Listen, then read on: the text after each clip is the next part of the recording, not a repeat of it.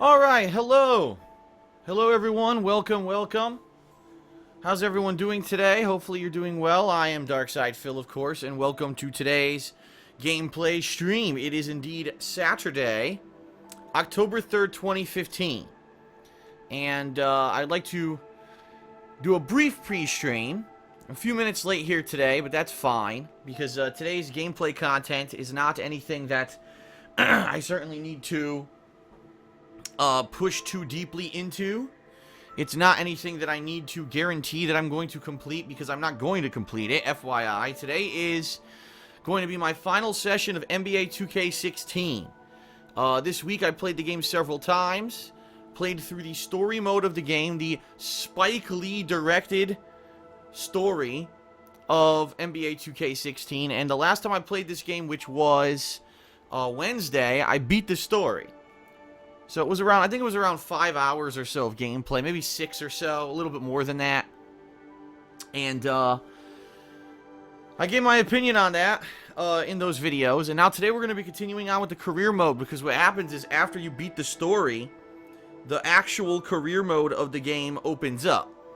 And so basically you go back to, what the career mode was in previous years, where you attempt to get wins for your team, to make some money, to use the money to level up your character's stats, to continue to do well, take your team to the playoffs, etc., etc., and get, sponsorship deals to make more money and stuff like that.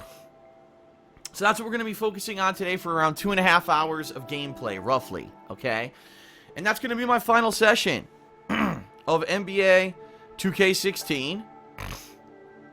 Alright, to be quite honest, there's not much else in the game. The only real reason I bought this game this year is because people wanted me to play through that Spike Lee story.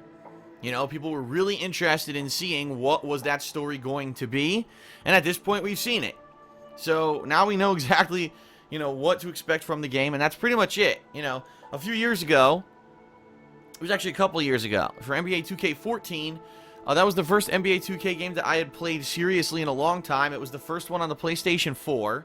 And if you remember correctly, I went through the campaign mode for a pretty long time because people really seemed to enjoy it. But this year, we've got so many new releases coming out, including just this week, we've got Transformers Devastation, we've got Metal Gear Solid Online launching, and I may be doing an episodic game this week, so 3 things just right there for me to check out and explore. I'm not going to really have, time to be going back, I think, to NBA. I might. There might be an exception where there's a day where there's not a lot going on, and I just feel like going back and playing it again.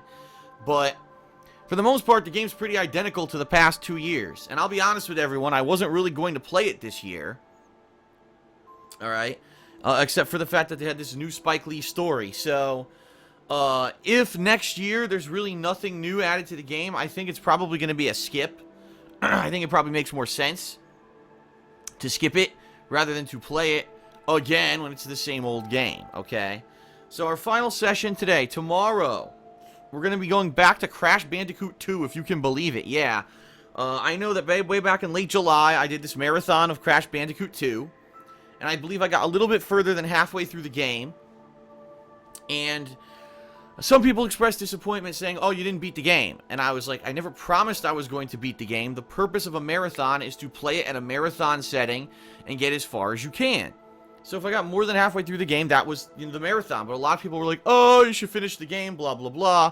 And of course I didn't, because I was so busy with other newer games. It made more sense to focus on new stuff. But at this point, I've got about 2 days of nothing going on until the new releases this week, and then basically, at the end of this week, starting this week is what I meant to say, it looks like we're going to be so busy with new releases, I'm not going to really have time to be doing downtime stuff anymore. There's not going to be a downtime game or downtime series being played. In fact, there's so many new games coming out, I'm skipping a lot of them.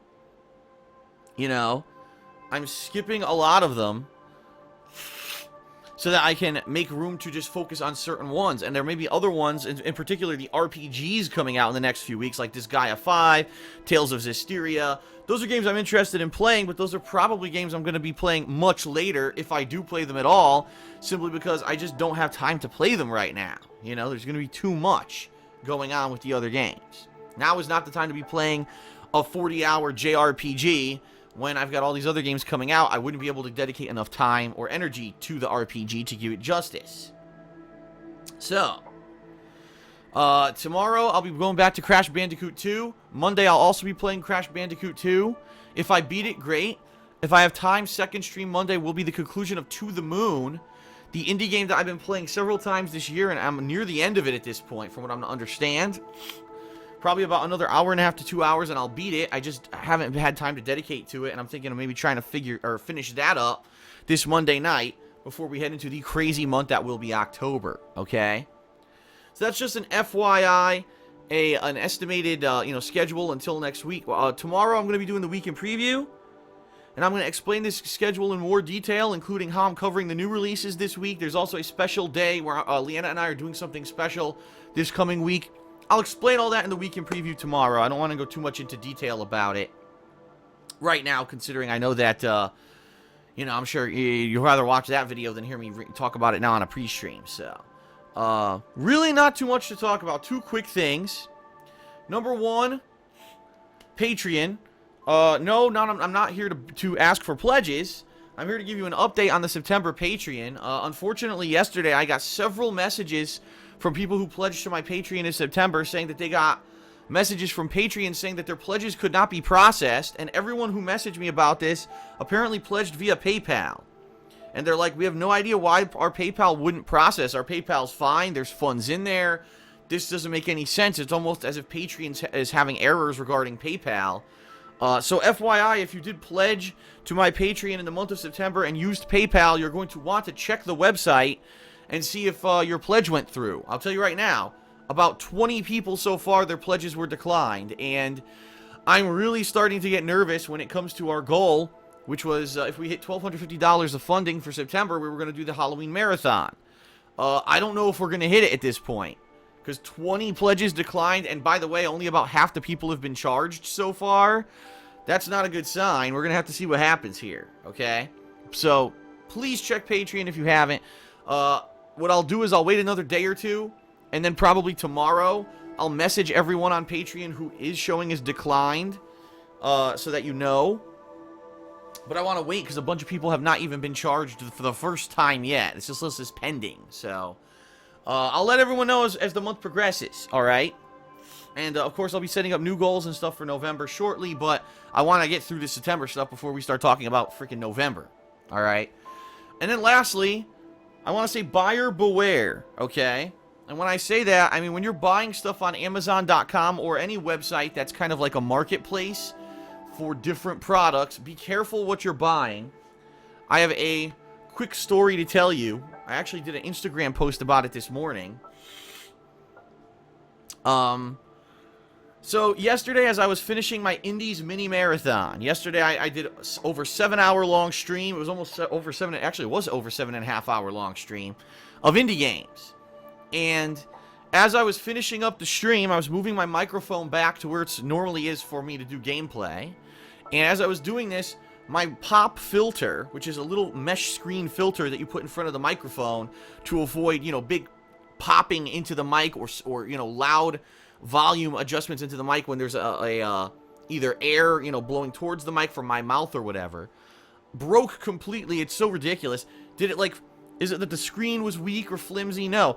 The wire, wire cable that bends, that allows this pop filter to go in front of the microphone, snapped and fell out of the fucking clamp. It's so ridiculous. I've never seen a thick cable like this snap. So it's pretty apparent that it was pretty poorly manufactured, being that I've only had this microphone since, what was it, April or May when I got this mic? So you're talking 6 months of use, maybe? And the thing snapped in two. And I'm looking at it like, there's no way I can fix this. Even if I put super glue in it, eventually it's going to wear out. So I said, I got to get a new one. This kind of sucks because, I'm doing gameplay every day. I'm not going to not do gameplay for a day. And I was afraid that my microphone would have, popping and shit in it if I didn't have this pop filter. So I went to Amazon last night looking for pop filters for microphones. And there's about 400 of them. Okay? Literally, there's a bajillion of these things on Amazon. Now, the good news is They're all cheap. They're all like $5, $6, $7 tops. I think the most expensive one I saw on there was like $10. They're very inexpensive. So it's not like, oh crap, I gotta spend a ton of money to get a new pop filter. It's not that big of a deal. But the bad news is, they're all from companies, you know, not like a reputable company. Like, my microphone is Audio-Technica. No, I couldn't find one from Audio-Technica. They're all from these third-party companies I've never heard of. And I'm looking at them like, there's no way for me to grade what's good. A lot of them don't even have, like, reviews. And I'm like, man, I have no idea. So, since they're so cheap, I said I'll order 2 or 3 of them. And if 2 of them suck, hopefully at least one of them will be decent. So, I ordered 3 of them. 2 of them were available for 1-day shipping, because I knew I needed it today. So I ordered 2 of them for 1-day shipping. The other one wasn't available for 1-day shipping, so I ordered it to come on Monday. Great, right? I think I paid like $6 or whatever for the shipping. Not a big deal. Okay? And so these come today. 2 of them come today. Like I said, it was 1-day shipping. 2 of them come today. One of them is supposed to be from a company called Dragon Pad. And the other one's from a company, I think, called, like, Neeks or Nenix or something like that. Totally, completely different companies. No, not the same company at all. Alright? I opened the boxes. They're identical. It's the exact same pop filter from 2 different companies. So apparently all that happens with these companies is there's this one warehouse somewhere, probably in China or Taiwan, you know, some other country, because I'm sure it's not American. God forbid that we pay an American wage for something get manufactured in this day and age, right? So they apparently manufacture them and sell them to different companies, outsourcing, you know, and these companies just brand them either with, you know, a stamp or whatever saying, oh, it's our product, and then they put them in a box with their name on it and they sell it. So how ridiculous is it? It's exactly the same. It's literally the same one. Like, even you could tell it's identical. Every piece of it, the piece of foam on it, the piece of plastic that's the clamp on it, the metal, it's like a copy, like twins came out of a mother. Not even, because sometimes when twins come out of the same woman, they have slight differences. These things are the fucking same. The only difference between them is one of them, like I said, has a stamp on it that says Dragon Pad. The other one doesn't. So, it's pretty ridiculous, because the one that says Dragon Pad pop filter says trademarked. It's the same product as someone else. How can you trademark, you know, all they did was trademark the name. They didn't actually trademark the product. So that's pretty ridiculous, right? So I'm wondering how many of this kind of thing can you buy on Amazon? I'm not just saying, you know, microphone accessories, but anything that's like a generic electronic accessory that probably is identical, but it's the same product. And the funny thing about it, one of them was $1 more expensive than the other, but they're the same product. And there was no way to tell. You know, you look at the pictures on Amazon, they're not very detailed. Like I said, the reviews are very inconsistent. There's no way you could tell from the reviews if they're the same product or not. So I got a pop filter I'm using right now, and I've got an extra one.